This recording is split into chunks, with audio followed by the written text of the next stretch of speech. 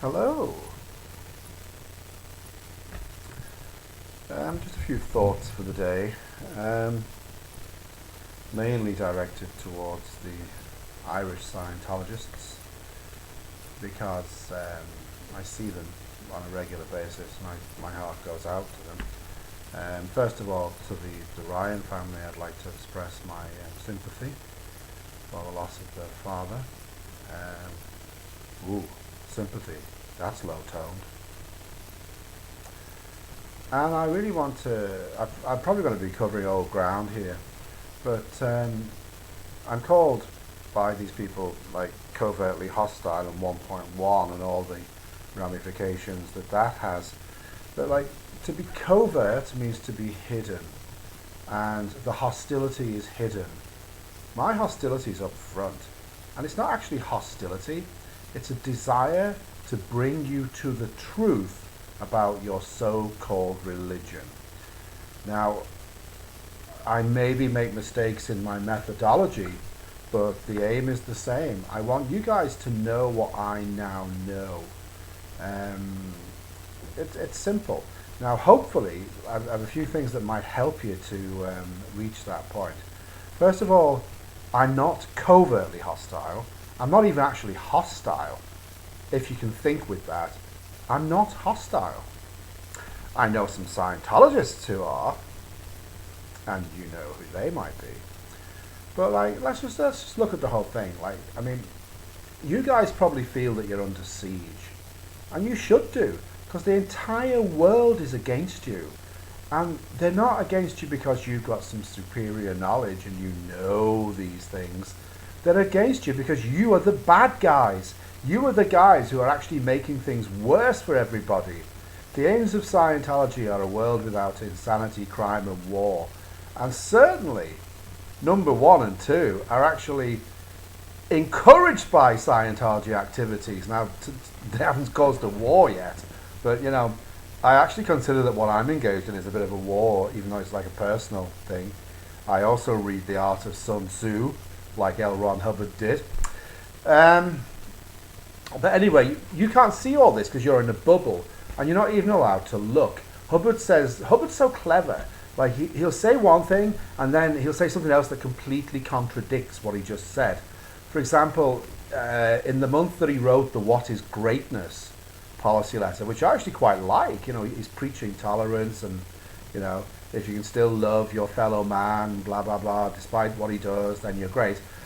In the same month, he forms the Guardian's office and you know, gets them to start fair gaming people. So it's like he's got this face where he says nice things, but underneath, oh wait, hang on a second, I'm describing someone covertly hostile. Hey, bing, cognitions. But anyway, you guys are in the bubble and you can't see this, you know. I mean, I doubt that even what I just said makes any sense to you. And finally, I just want to talk about like doubt. I mean, it's human nature to ask questions about things and to actually question what you're told and question what goes on. And I'm thinking again of the look, don't listen that Hubbard said. On the one hand, you're told to look, don't listen. Let's just look at the doubt formula. Let's suppose you've got some doubts about Scientology or some aspect of Scientology. You're immediately told to apply doubt. When you apply doubt, that immediately puts you in a lower condition, and you don't want to be in a lower condition. So you're actually prevented from doubting Scientology because of the use of conditions as a control mechanism and as a authoritarian tool. And that's what goes on. And the whole of Scientology is like that. On the one hand, he says, look, don't listen. And on the other hand, oh yeah, you can look, but you'll be in doubt if you do. And let's talk about the doubt formula. I once asked Dermot Ryan to do a doubt formula for real, and he'd find himself standing shoulder to shoulder with me on the opposite side of the street with the critics. And he came back to me the following week and said he'd applied the doubt formula and he was still in. Well, Dermot, really, you see, to discover the actual statistics of a group, you would have to know what they were, not just what people tell you they are. And yes, it does actually require some doubting, and it also requires some finding out some facts. It actually is applying look, don't listen. I bumped into Michael O'Donnell, and he told me that the reason he knows that Scientology is expanding is because of what he's told at the international events. Michael, they're lying to you. Those international events are full of crap. The only people who talk about Scientology expansion actually are Scientology events. It's not happening anywhere. And you look around you, you can see it. It's not happening. And Scientology breaks the law on a continuous basis. A man was going to go in to start a service on Saturday, and myself, John McGee, and Sorte persuaded him not to go in.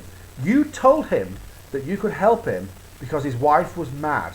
So here's a guy whose wife has got problems, she's crazy, she's mad, whatever. You've told that man that you can help him with his mad wife. That's practicing medicine without a license. That's actually illegal. That's another crime that you guys have committed, other than the covering up all the things that people confess to you, which really you should be telling the cops about. So there's a lot of things going on, and like, you guys are the bad guys. We're the good guys exposing your bad. So come on, make the effort. Try doing a doubt formula for real, finding out what are the real statistics, because when you do, you will be shocked. Scientology is not expanding. It hasn't been expanding for the last, certainly since the 90s anyway. It's going downhill, and the reason it's going downhill is because it's based on lies. My rant is over for the day. So bye guys, I love you. I wish you all the best. And please, please, for God's sake, wake up.